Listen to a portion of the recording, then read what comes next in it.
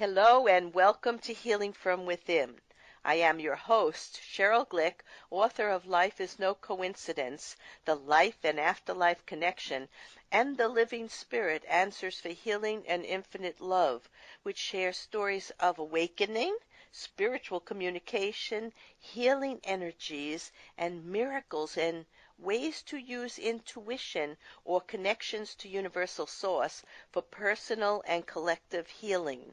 Today I welcome Dr. Emma Mardin, author of her new book, Out of Your Comfort Zone.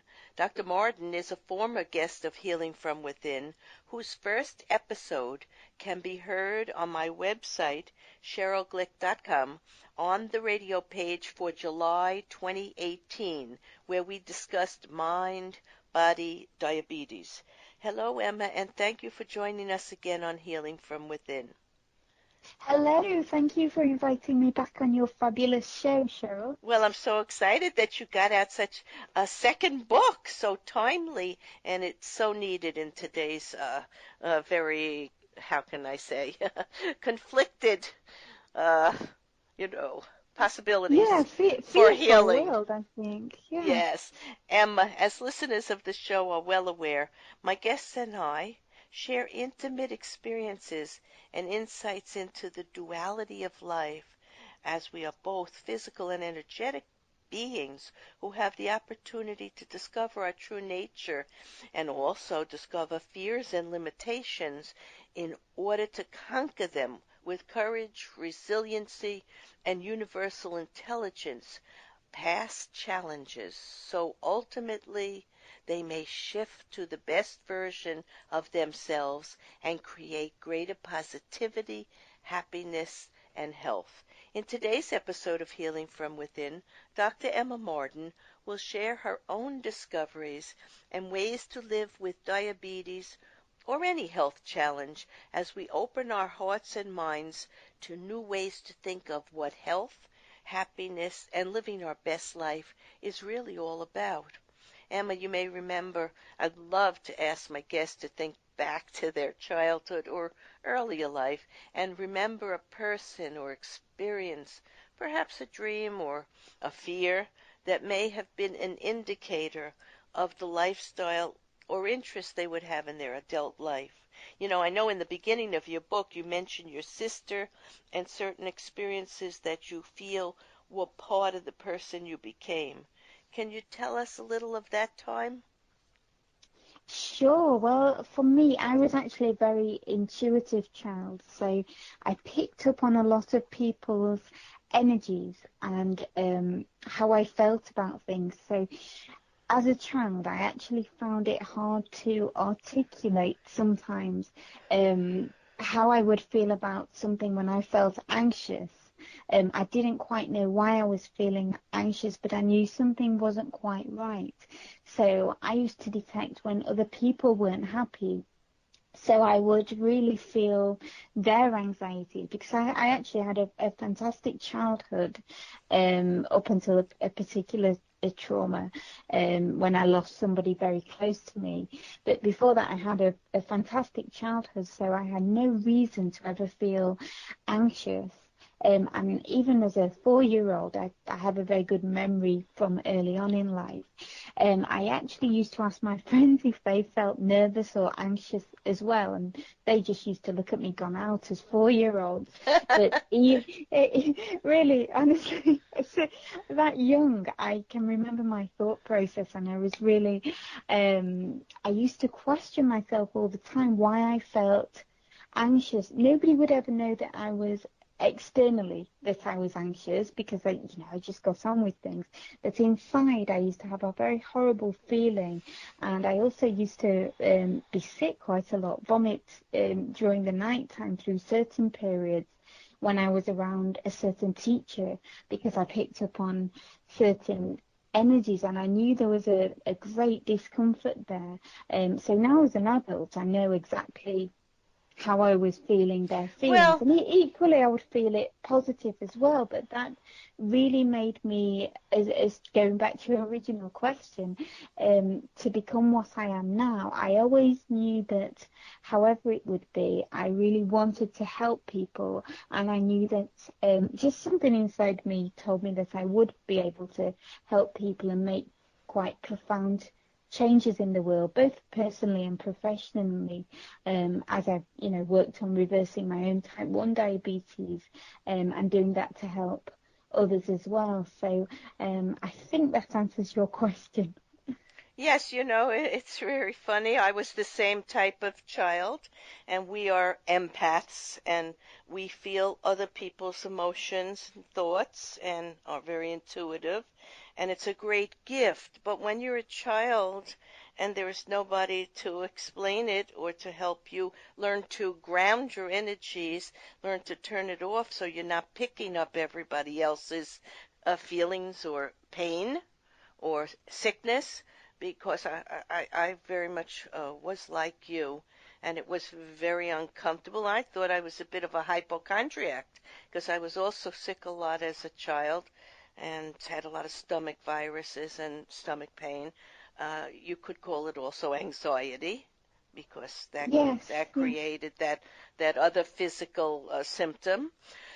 But it was the way we were born, and we were born to learn how to use that gift to read other people's energy and know how they felt so we could help people be happier and eventually healthier and eventually appreciate the gift of life. So it took a little while for us to grow into it. But we did understand lots of people had fears. And you also talk of having a fear of heights and missing out on going up the Eiffel Tower.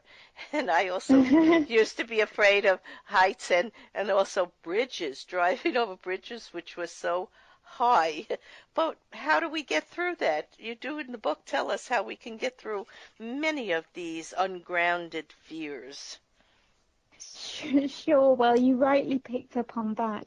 I had a horrendous fear of heights. It was ridiculous that I couldn't even enjoy a music concert when I'd had tickets bought for my birthday, and because they were high up in the gods, that I was just petrified throughout the whole Bryan Adams concert. And I love his music, but it just wasn't overriding enough to stop me with having this awful fear. So the whole time I was planning my escape route, how I was actually going to get down. Um, Emma, when you're saying that, I finally understand what our fear of height was. It wasn't really a fear of height, it was the changing of the energy within us. As we went up, we were a little more sensitive, and so we started to develop maybe a little anxiety to the change in the energy. So, yeah, I that makes sense now.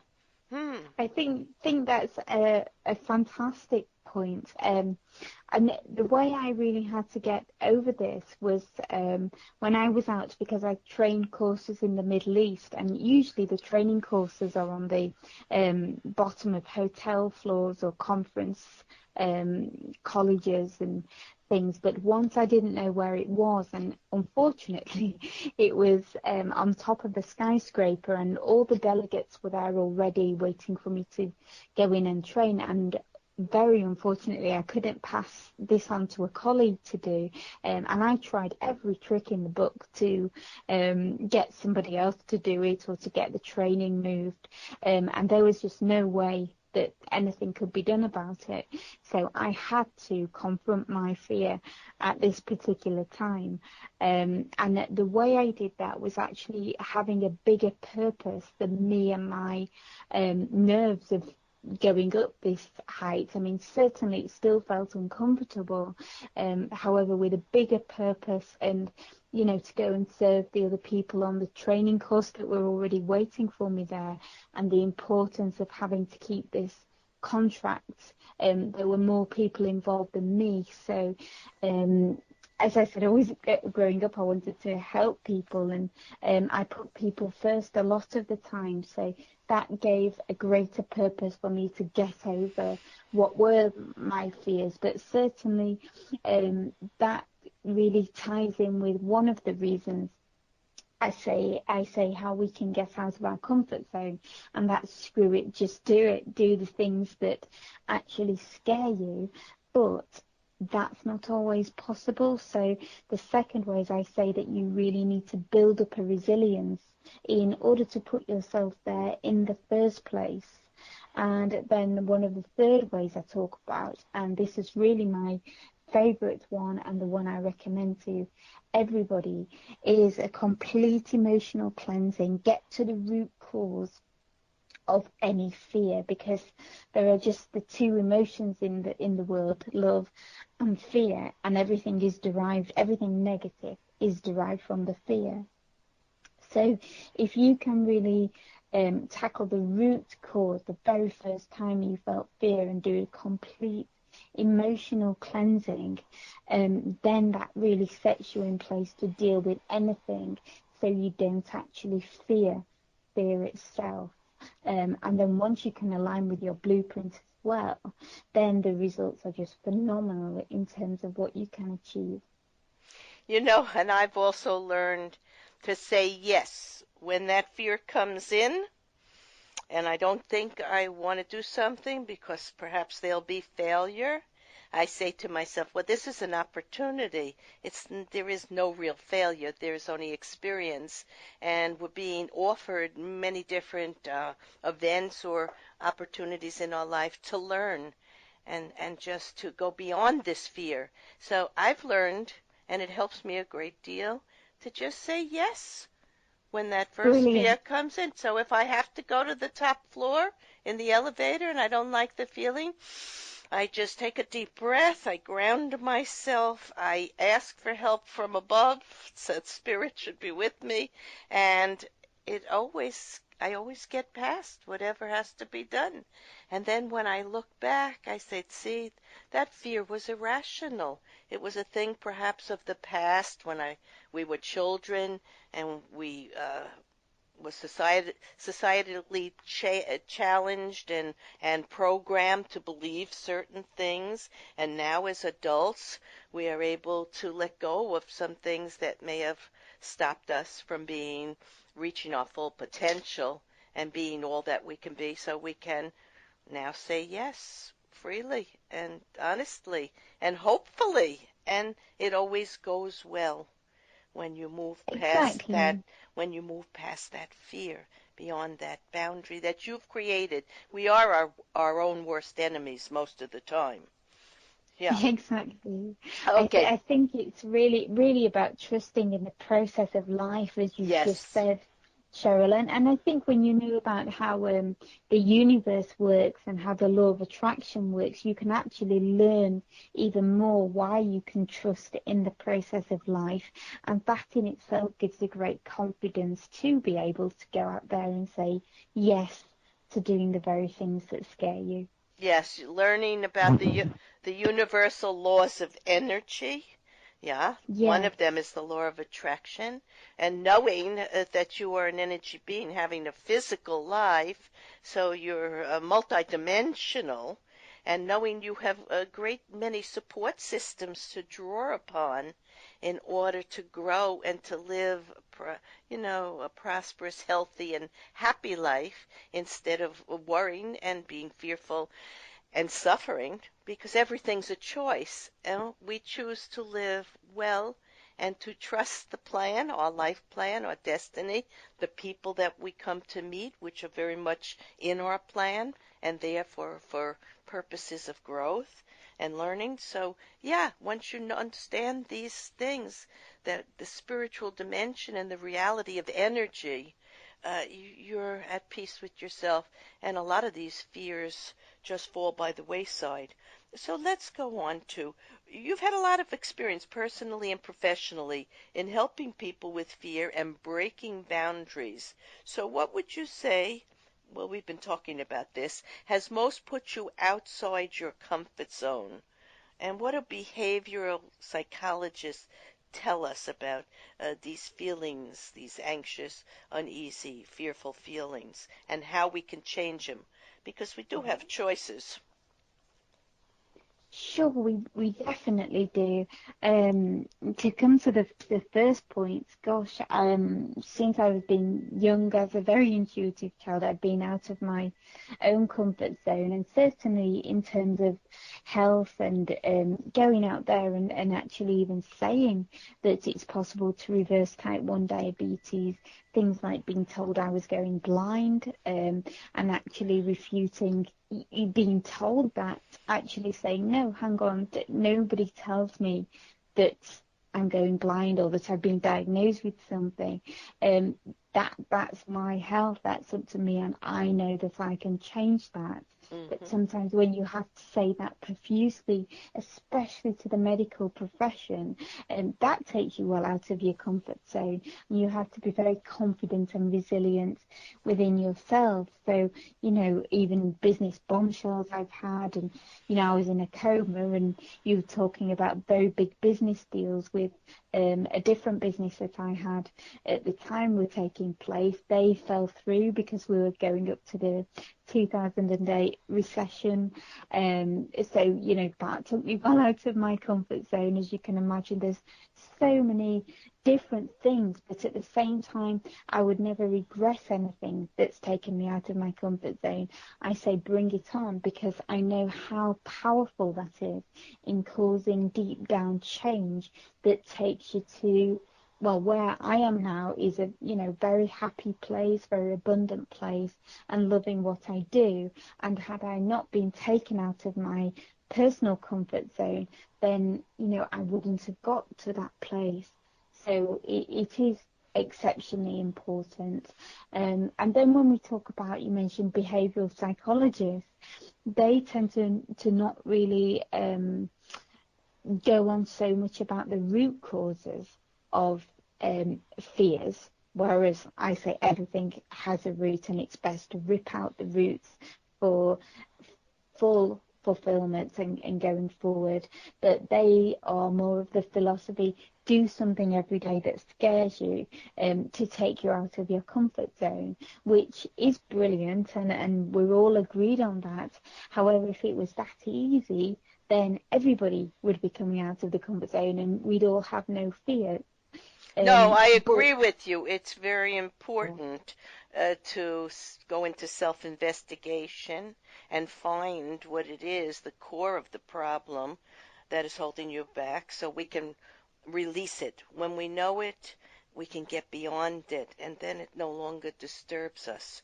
So you're right. We have to get to the cause, not just the symptoms, not just the medicines that we take to cure the symptoms, but to rid ourselves of the actual cause and see it for what it is, a fear that no longer is valuable to us.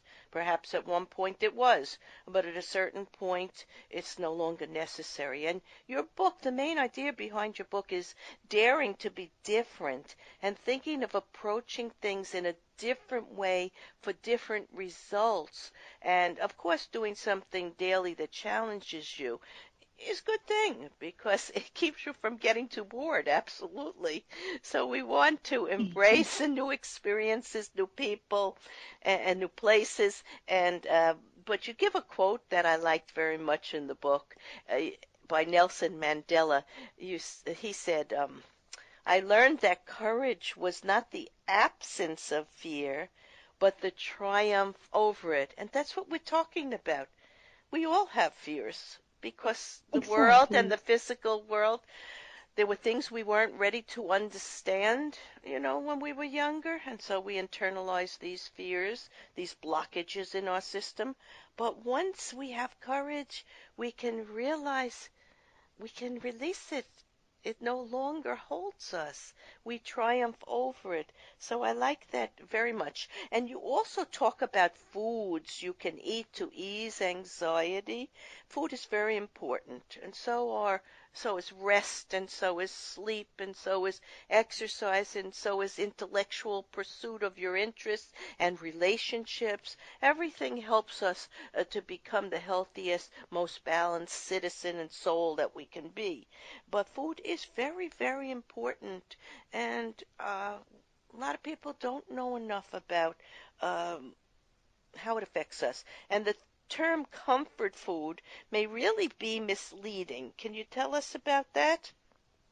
I can indeed, because at times we're all guilty of going for some comfort food, but when we have far too much of it, because it's actually got so much sugar in Mm, it, it it actually raises blood sugar levels, and then the body starts naturally pumping out a lot of insulin, which then causes our sugar levels to dip sharply, and then when that happens we start to feel more anxiety, but also our bodies start to produce adrenaline then to push the sugar levels back up naturally, and adrenaline causes more anxiety, and anxiety and fear are obviously all interconnected, and so it doesn't really comfort us or help us that much. It just really induces more anxiety. But there are so many foods that actually do help us, um, that people don't really know about as well. And a common thing when people are actually nervous or say anxious about something, take for example something people naturally are fearful over, and that would be taking an exam. So say if somebody has an exam early in the morning, they might not feel like eating because they're nervous, but that's actually the worst thing they can do, because the body then doesn't know when it's next going to get fed, so it starts pumping out more adrenaline, which then causes the anxiety, and that just then is a perpetual cycle of more anxiety. Whereas if you have something, say, just a little bit of porridge in the morning, that actually induces serotonin, which is a happy chemical. And also, if you can increase foods that contain magnesium, so foods such as spinach and salmon, they are great to eat because they help balance our cortisol levels, and cortisol is the stress hormone. Also, foods that contain B vitamins are fantastic because B vitamins just help balance and regulate everything in the body, especially glucose metabolism. So that just stables out any feelings of anxiety. and But if you yeah, and Emma, you mentioned something very important for our listeners out there.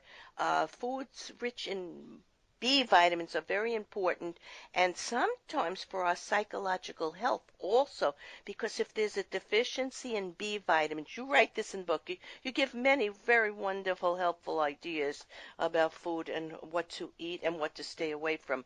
But B vitamins, if it's not present in your body, can cause more anxiety, even agoraphobia, which is the fear of being out in public locations when people have anxiety attacks or panic attacks, as they're called.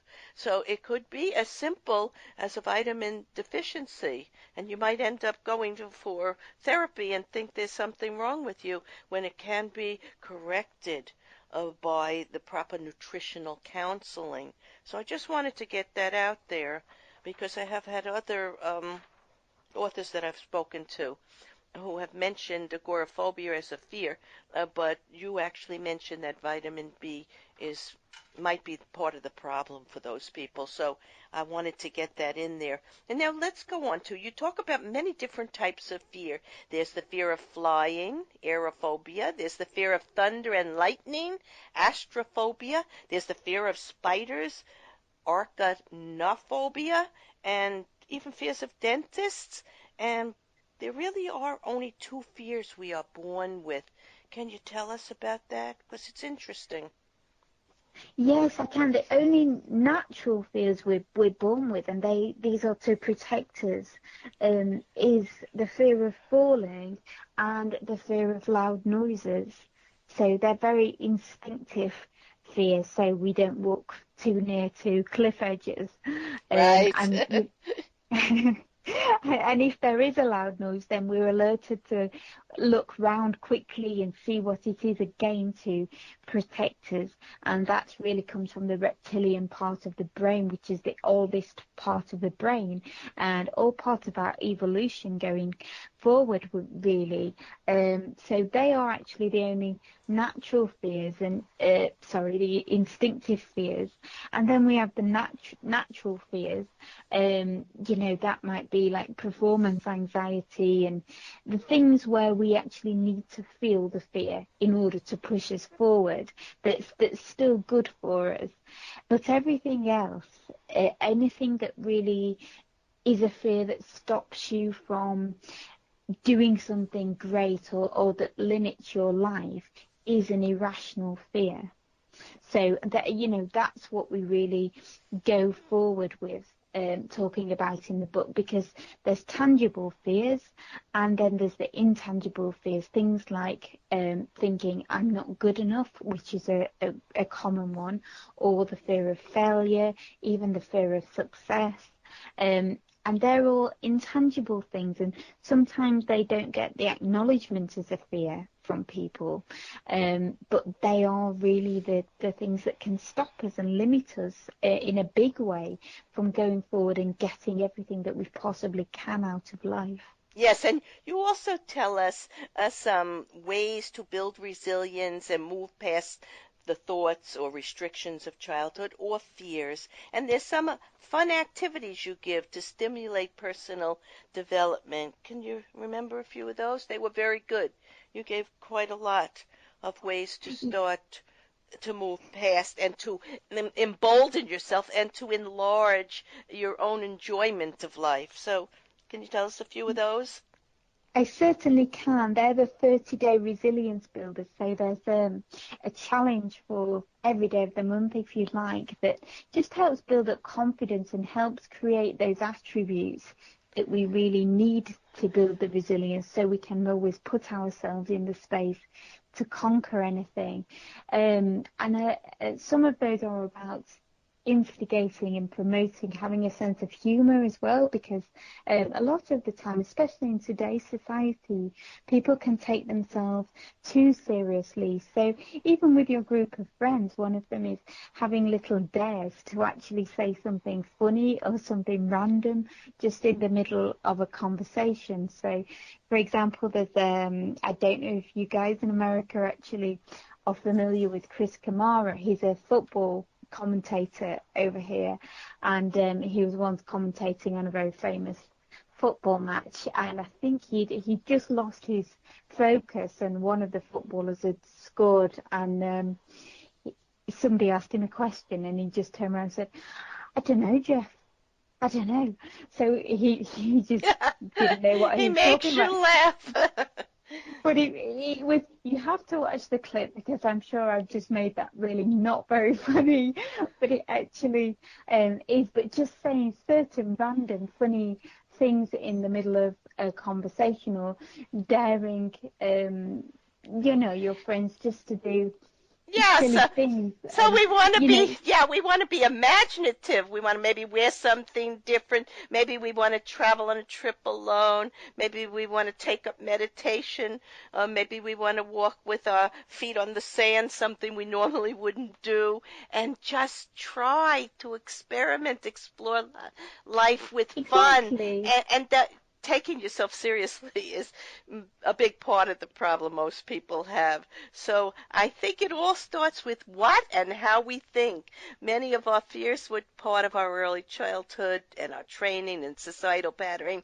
And when we start to realize that it's not fear that's the problem, it's redundancy, it's boredom, it's living the same pattern day after day without this dynamic change that you're talking about being bold. And I think that is the way to go to enjoy life fully. So I want to thank you, Dr. Emma Mardin, author of Out of Your Comfort Zone, for your infectious enthusiasm and search for treatment ideas and methodology to understand and conquer many of the fears and limitations so many of us carry with us from childhood, and the awareness and techniques you offer to successfully adapt with resilience and courage to all challenge, with hopes for living life bravely and boldly, not merely surviving, but thriving. To learn how to discover, analyze, and restore yourself to a state of willingness to live well, purchase this engaging book and go to Amazon.com. In summarizing today's episode of Healing from Within, we have discussed ways to understand our body, mind, and spirit, and how our psychological fears, whether real or imaginary, influence the way we approach all aspects of our life. We either move out of our restrictive comfort zones, our personalized prisons, which do not allow us to explore new options, possibilities, and talents, as Dr. Mardin wrote. Deep down, most of us have an idea what we want in life. These are our deep-seated expectations, but they are on a conscious, subconscious, or totally unconscious, out of our awareness level. The challenge, however, when we aren't matching this in our current life, or for whatever reason lose sight of it, and one of the most common things block people striving to get what they want, and it's the fear of change, the fear of stepping outside their existing comfort zone and entering the unknown. Emma and I would have you begin to look within and see that many of your fears are simply the memory of childhood thoughts that in your present-day reality no longer really serve or affect you. Letting go of fear that does not serve you and entering the world of the unknown and allowing yourself to become aware of all that you are and continuing to say yes to opportunities will lead you to find new ways to explore life with enthusiasm. I am Sheryl Glick, host of Healing from Within, and invite you to my website, SherylGlick.com, to listen to and read about the story of energy, metaphysics, the universal laws of energy, spirit, and communication, and to ways to personally advance your own goals to find purpose, fulfillment, and joy in living. Shows may also be heard on webtalkradio.net and dreamvision7radio.com. Thank you.